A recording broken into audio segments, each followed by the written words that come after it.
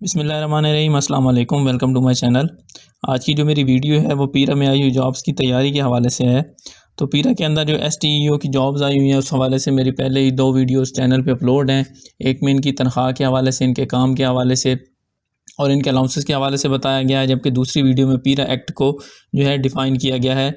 तो आप वो दोनों जो वीडियोज़ हैं मेरे चैनल पे देख सकते हैं। इसके अलावा उनका लिंक डिस्क्रिप्शन के अंदर भी दिया हुआ है। इस वीडियो के एंड पे टैब शो होंगे, आप वहाँ पे भी क्लिक करके देख सकते हैं। तो पीरा जॉब्स का जो है एसटीई जॉब्स का सिलेबस आप लोगों को मालूम है कि अनाउंस हो चुका है। तो इस वीडियो में हम आपको बताएंगे कि आपने सिलेबस के अकॉर्डिंग उसकी तैयारी किस तरह से करनी है। तो वीडियो को एंड तक देखिएगा। इसके लिए सबसे पहले हम बात करते हैं, ये आपके सामने टॉपिक्स आ रहे होंगे, उसके अंदर जो जो पूछा गया है general knowledge, Pakistan studies, Islamic studies और इसके अलावा ये एआई का इस्तेमाल, इंग्लिश, ऐसे लॉज, ये सारी चीज़ें हैं, ठीक है। तो इसके अंदर जो सबसे पहले हम बात करेंगे जनरल नॉलेज के हवाले से कि जनरल नॉलेज आपने कैसे पढ़ना है। तो जनरल नॉलेज के हवाले से ये है कि नेशनल और इंटरनेशनल ऑर्गेनाइजेशन है, जैसे कि यूएनओ है, अक़वाम मुत्तहिदा है, G20 है, G7 है, ब्रिक्स है, एससीओ है। ये आपने याद करना है कि इनके मेंबर्स कितने हैं, इस्टेब्लिश कब हुई थी, मतलब इस्टेब्लिशमेंट डेट इसकी क्या है, इसका लास्ट सेशन कब हुआ था। ये मैंने मिसाल के तौर पे 3-4 ऑर्गेनाइजेशन लिखी हैं, जैसे कि यूएनओ, G20, G7। आपने सारी ऑर्गेनाइजेशन जितनी भी इंटरनेशनल लेवल की वो आपने पढ़नी है और उसमें आपने देखना है कि ये कब बनाई गई थी, इसके मेंबर्स कौन हैं, इनका लास्ट सेशन कब हुआ था।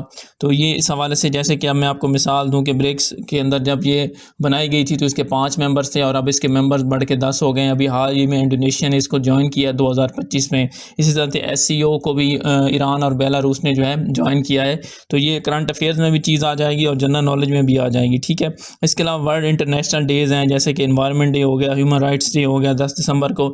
जितने भी दिन आते हैं जो हम मनाए जाते हैं कि आज किस चीज़ का दिन है, जैसे कि 5 जून जो है एनवायरनमेंट डे है, या 10 दिसंबर जो है ह्यूमन राइट्स का डे है। जिस तरह से पाकिस्तान डे आप कह लें कि 14 अगस्त है। तो इस तरह से जितने भी डेज़ हैं आपने इंटरनेशनल लेवल पे वो आपने याद करने हैं, ठीक है। इसके अलावा इंटरनेशनल बाउंड्रीज़ हैं, जैसे कि रेड क्लिफ अवार्ड हो गया, Radcliffe line, Durand line, LAC जो हो गई, एलएसी इंडिया और चाइना के दरमियान है, तो इसकी जो है लंबाई कितनी है। इसी तरह से आपने मुख्तलिफ ममालिक के दरमियान जो ये बाउंड्री लाइंस होती हैं वो आपको पता होनी चाहिए कितनी है और उनके नाम क्या क्या हैं। और इंटरनेशनल डिस्प्यूट हो गए, जैसे कि साउथ चाइना सी का हो गया या कश्मीर डिस्प्यूट हो गया, इसराइल फ़लस्तीन का भी हालिया आपको पता है कि आपको पता होना चाहिए इसकी हिस्ट्री क्या है, ये कब शुरू हुआ और इसमें क्या क्या मतलब अहम मोड़ इसमें कब आए। अभी जो रिसेंट इनकी वार चल रही है वो किस हिसाब से है, मतलब वो कब शुरू हुई और कब इनका जो चीज़ें हैं इसके अंदर। इसके अलावा वार्स है, वर्ल्ड वार 1 है, 2 है, वियतनाम वार है, इराक वार है, अफ़गानिस्तान वार है। इसके हवाले से आपको पता होना चाहिए। बाकी भी जितनी मशहूर इसके अंदर जंगें हुई हैं वो आपको पता होना चाहिए कि कब स्टार्ट हुई और किन किन ममालिक के दरमियान थी। इनके जो थे मतलब इनके इत्तेहादी कौन थे, जैसे वर्ल्ड वार 1 के अंदर इत्तेहादी कौन था, वर्ल्ड वार 2 के अंदर कौन था। तो ये आपको ममालिक का भी पता होना चाहिए। इसके अलावा जब वर्ल्ड वार 1 हुई या 2 हुई उस वक्त जो थे मतलब बरतानिया के वज़ीर आज़म या प्रेसिडेंट वो कौन थे। तो ये छोटी छोटी चीज़ें जो आपको पता होना चाहिए। इसके अलावा वर्ल्ड मैप्स हैं, उसके अंदर आपने ओशंस, माउंटेन्स, रिवर्स, लेक्स जो है आपने आपको पता होना चाहिए कि पहाड़ी सिलसिले जो हैं कौन सा सबसे लंबा पहाड़ी सिलसिला है, सबसे जो है गहरा जो है समंदर कौन सा है, या लार्जेस्ट रिवर कौन सा है, लॉन्गेस्ट कौन सा है। ये 2 मुख्तलिफ चीज़ें हैं। लार्जेस्ट जो है वो अमेज़न है, लॉन्गेस्ट जो है वो दरियाए नील है। तो ये मैं मिसालें आपको दे रहा हूँ साथ साथ कि आपको इस सारी चीज़ों के बारे में पता होना चाहिए। पहाड़ी सिलसिले किस ममालिक से शुरू होते हैं, कहाँ तक जाते हैं, उनकी लंबाई वगैरह कितनी है या उनकी हाइट कितनी है, ये सारी चीज़ें आपको पता होना चाहिए। स्पोर्ट्स में आप देख लें कि जो है मुख्तलिफ ममालिक का नेशनल गेम्स कौन सा होता है, जैसे पाकिस्तान का हॉकी है तो इसी तरह से नंबर ऑफ़ प्लेयर्स हर जो है खेल के अंदर कितने होते हैं, जैसे क्रिकेट में 11 होते हैं या आप कह लें कि पोलो के अंदर 4 खिलाड़ी होते हैं। तो इस हिसाब से आपको पता होना चाहिए कि जो खेल हैं मुख्तलिफ उसमें कितने कितने खिलाड़ी जो हैं पार्टिसिपेट कर सकते हैं, ठीक है। इसके अलावा इनकी हिस्ट्री का पता होना चाहिए, ये कब शुरू किए गए थे और इसका जो पहला फ़र्ज़ करें को वर्ल्ड कप वगैरह हुआ है, जैसे फ़ुटबॉल का हुआ है, क्रिकेट का हुआ है, तो वो कब हुआ था, किसने जीता था और कहाँ पर हुआ था। तो ये सारी इन्फॉर्मेशन होनी चाहिए। इसके अलावा जनरल नॉलेज पोर्शन से पीपीएससी के जो पास पेपर हैं 2020 से ऑनवर्ड्स, 2020 से आगे जितने भी जनरल नॉलेज के पोर्शन हैं या पीपीएससी के पेपर हैं आपने जनरल नॉलेज के हिसाब से आपने वो याद करने हैं। उसके बाद हम बात करेंगे पाकिस्तान स्टडीज़ और जियोग्राफ़ी की।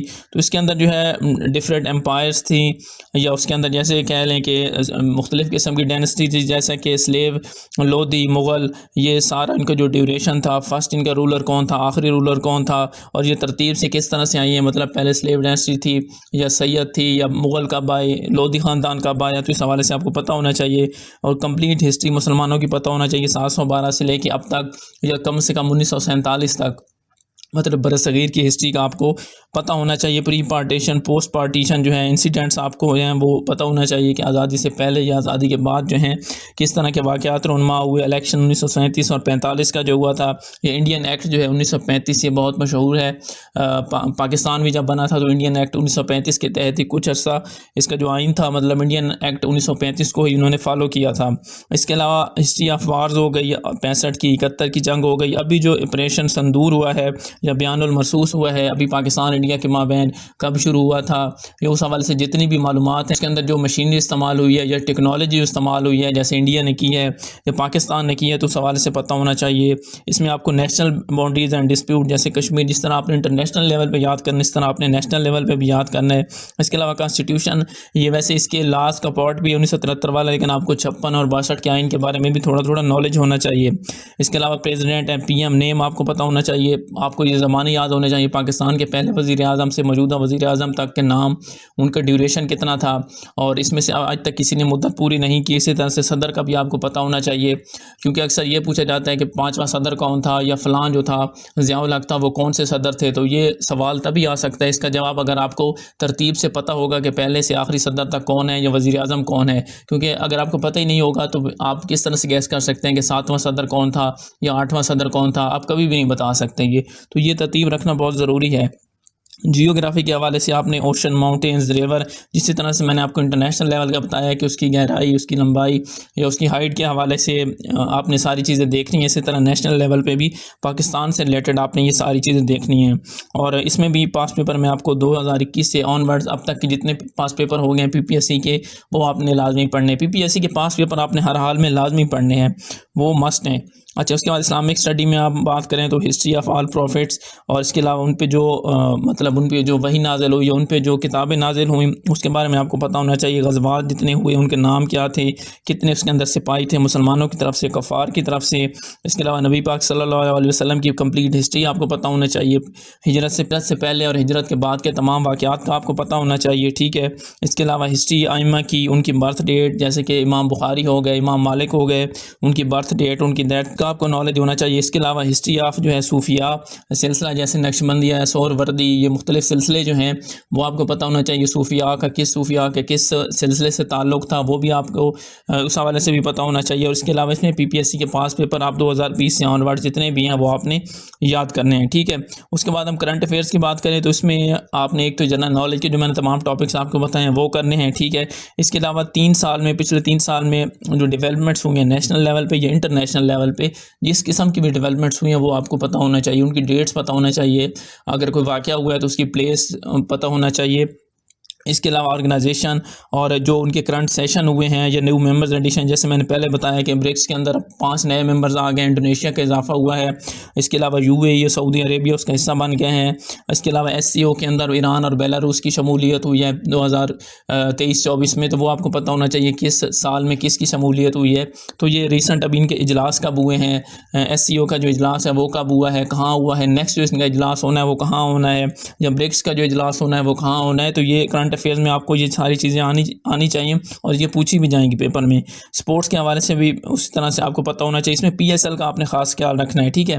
PSL के हवाले से अक्सर सवाल, PSL का जो एडिशन है, फलां एडिशन किसने जीता था, या दुबई में कितने एडिशन हुए, पाकिस्तान में कितने हुए, तो ये सारी चीज़ें आपको इस हवाले से पता होना चाहिए। और आपने करंट अफेयर्स जो हैं 2021 से ऑनवर्ड्स, लेकिन इसमें मैं आपको ये सजेस्ट करूँगा कि इसमें सवाल पूछे जा सकते हैं, लेकिन करंट अफेयर्स मोस्टली जो होते हैं रिसेंट ही होते हैं, लेकिन इसके अंदर फिर भी आपसे अगर प्रीवियस क्वेश्चन भी पूछा जा सकता है 2-3 साल का, तो वो भी आपको आना चाहिए।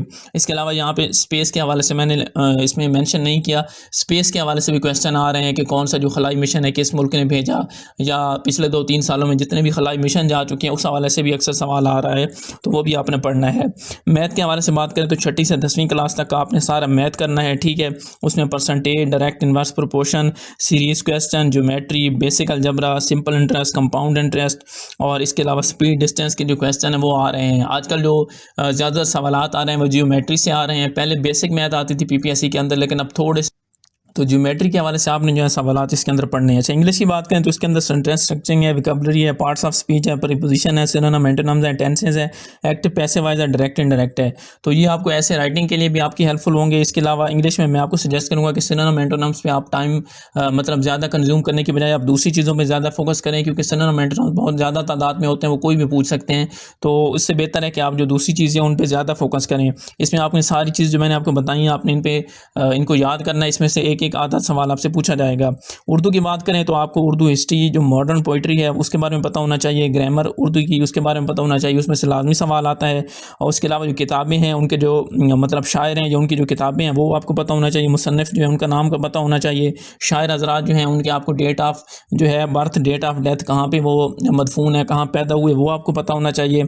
इसके अलावा ज़रबुल अमसाल जो प्रोवर्ब होते हैं उसके अंदर एक आध दिया होता है और आधी लाइन जो होती है मिस होती है, वो आपने फिल करना होता है, वो होना चाहिए। इसके अलावा जो शायरी मजमूए हैं मुख्तलिफ शायर हजरात के, वो आपको पता होना चाहिए, उनके नाम पता होना चाहिए। कलीद उर्दू एक बुक है, उर्दू की बहुत अच्छी बुक है। अगर आप वो तैयार कर लेते हैं तो आपका 50% से ज़्यादा उर्दू पोर्शन तैयार हो जाएगा कलीद उर्दू से। इसके अलावा पास पेपर आपने देखने हैं 2022 से 2025 तक के, अपने मतलब वो याद करने इंशाल्लाह उसमें से भी पूछा जाएगा। अच्छा, साइंस की बात करें तो इसके लिए बेसिक साइंस आपकी 6ठी से 10वीं क्लास तक की आपने साइंस, जनरल साइंस जो है वो तैयार करनी है। कंप्यूटर के अंदर history of computer, internet history आपने अब तक की जितनी इंप्रूवमेंट्स हो चुकी हैं वो याद करनी है। MS Office, Word, PowerPoint, Excel, इनकी शॉर्टकट कीज़, इनके जो बार्स होते हैं, menu bars, home page, title, इसके अंदर कौन कौन से मेन्यूज़ लिखे होते हैं वो आपको पता होना चाहिए। सॉफ्टवेयर जो है उनके फाउंडर और हिस्ट्री का पता होना चाहिए। इंटरनेट एंड ईमेल के हवाले से सवालात पूछे जाते हैं, आपको उस हवाले से भी आइडिया होना चाहिए। इसके अलावा एब्रीवेशन होती हैं मुख्तलिफ कंप्यूटर की या इंटरनेट से रिलेटेड, वो भी आपने याद करनी है, जैसे HTML हो गया या दूसरी हो गई।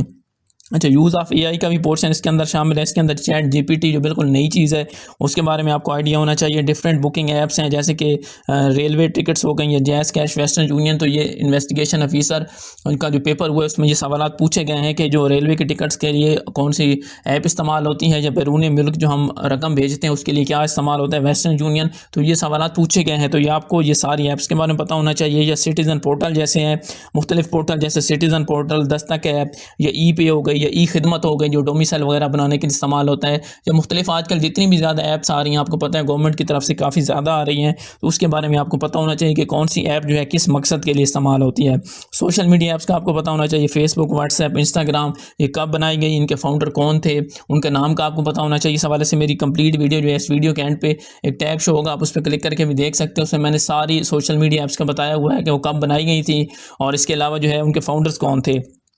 इंग्लिश ऐसे के हवाले से मैं कोशिश करूंगा आपके लिए एक अलग वीडियो बना दूं, लेकिन यहाँ मुख्तसर मैं आपको बता देता हूँ कि उसके लिए आपके पास वोकैबुलरी स्ट्रॉन्ग होनी चाहिए, सेंटेंस का स्ट्रक्चर है वो बिल्कुल ठीक होना चाहिए आपका। अवॉइड ग्रामर मिस्टेक, ग्रामर की तो बिल्कुल मिस्टेक के चांस ही नहीं है, मतलब उसके अंदर ग्रामर की कोई मिस्टेक एटलीस्ट नहीं होना चाहिए, क्योंकि उसके अंदर जो होता है चेकर ये देखता है कि अगर आपने जो है 16 साल तालीम हासिल करने के बाद भी आप ग्रामर की मिस्टेक कर रहे हैं तो फिर आपको जो है मतलब वह आपकी डिडक्शन ज़्यादा कर लेता है कि इसके पास जो है ग्रामर की मिस्टेक ज़्यादा है, इनको ग्रामर का ही आइडिया नहीं है। इसके अलावा जो आपने मैसेज देना है वो क्लियर और कंसाइज लैंग्वेज में होना चाहिए। पहले आपने क्रिएट एंड आउटलाइन, एक अच्छी सी आउटलाइन बना देनी है, जो भी ऐसे आपने लिखना है, स्ट्रॉन्ग कंक्लूजन लिखना है। आप जिस भी बात को लेके चलते हैं, जो भी ऐसे है, जिस भी टॉपिक पे है, आपने जब उस टॉपिक को लिखना शुरू करना है, फिर आपने जिस तरफ भी लेके जाना है तो आपका कंक्लूजन भी उसी हिसाब से होना चाहिए। ये नहीं होना चाहिए कि आपका जो मजमून है ऐसे है वो दाएं बाएं या किसी भी और एंगल से जो है मतलब मैच ना कर रहा हो आपकी बात से, यानी कहीं पे आप कोई और बात करें तो कहीं पे कोई और बात करें, ऐसा बिल्कुल नहीं होना चाहिए। इसके अलावा जब लिख लें तो उसके बाद रिवाइज करें, उसको प्रूफ रीडिंग करें, उसको बार बार पढ़ें, 2 से 3 बार उसमें कोई मिस्टेक है तो वो उसको सही करें, ठीक है। लॉज के हवाले से मैं बात करूँ तो लॉज का बाकी चीज़ें जैसे कि जनरल नॉलेज, करंट अफेयर, ये चीज़ें पढ़ने से मतलब इधर उधर से देख सकते हैं, वहाँ से पढ़ सकते हैं, लेकिन लॉज के हवाले से आपको पता है कि जैसे लॉ में लिखा गया है वही आपने पढ़ना है। तो इसको याद करने का सिंपल तरीका है कि आपने सारे लॉ आपको पढ़ने पड़ेंगे, आपको याद करने पड़ेंगे, इसके अलावा इसका कोई हल नहीं है, ना इसमें आप तुक्के लगा सकते हैं। और इसमें कॉन्स्टिट्यूशन ऑफ पाकिस्तान के हवाले से मैं आपको कहूँगा कि इसके जो पहले 40 पॉइंट्स हैं, 40 पॉइंट फंडामेंटल जिसके अंदर आते हैं, आपने कम से कम वो लाजमी याद करने हैं। इसके अलावा जो कोड ऑफ क्रिमिनल प्रोसीजर है उसके अंदर आपने अरेस्ट, सर्च और ट्रायल्स का जो है ऑप्शन उसके अंदर आपने याद करने हैं। पाकिस्तान पीनल कोड के अंदर भी आपने liability, public offence and abetment के हवाले से आपने वो पढ़ना है। बाकी जितने भी हैं, पीरा लॉ एक है, पंजाब इन्फोर्समेंट रेगुलेशन एक्ट जो है 2024, तो इस हवाले से मैंने उर्दू में ये बयान किया हुआ है। इस वीडियो के एंड पे एक टैब शो होगा, 2 टैब शो होंगे, एक एक के अंदर ये सोशल मीडिया ऐप्स वाला है और दूसरे के अंदर पीरा एक्ट उर्दू में बयान किया गया है। आप वो वीडियो लाजमी देखें, आपके काफ़ी कंसेप्ट क्लियर हो जाएंगे। इसके अलावा पंजाब प्राइस कंट्रोल है या पंजाब लैंड रेवेन्यू है, इन्फोर्समेंट एंड रेगुलेशन अथॉरिटी है, ये प्रिवेंशन ऑफ होर्डिंग एक्ट है। तो ये सारे आपने गूगल से आप लिखेंगे इनके ऊपर तो गूगल के अंदर पीडीएफ में आ जाएंगे, आपने डाउनलोड करके पढ़ने हैं। वैसे ये काफ़ी लेंथी हैं, लेकिन आपने पेपर पास करना है तो आपको ये पढ़ने पड़ेंगे, याद करने पड़ेंगे। तो इस हवाले से ये लॉ के पोर्शन जो है वो थोड़ा सा टफ होगा। वैसे इनकी जो परसेंटेज बताई गई है वो 40% आपने हर पेपर में लेना है। मतलब जनरल नॉलेज में भी आपके 40 नंबर होने चाहिए, लॉ में भी अगर आपके 40 नंबर होंगे तो तभी आपको ऐसे के लिए बुलाया जाएगा, अदरवाइज़ नहीं बुलाया जाएगा। और इन तीनों पेपरों में मिला के आपके 50 नंबर से ज़्यादा या 50% से ज़्यादा जो है नंबर होने चाहिए।